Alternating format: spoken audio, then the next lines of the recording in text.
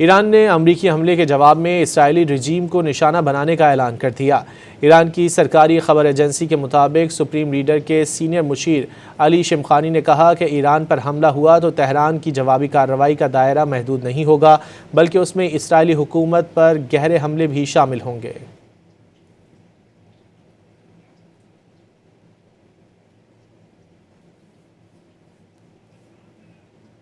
ایران نے امریکی حملے کے جواب میں اسرائیلی رجیم کو نشانہ بنانے کا اعلان کر دیا۔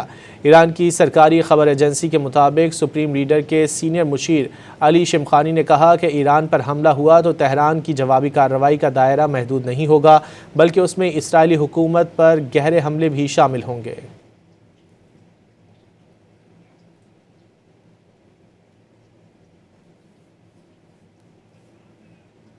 ایران نے امریکی حملے کے جواب میں اسرائیلی رجیم کو نشانہ بنانے کا اعلان کر دیا۔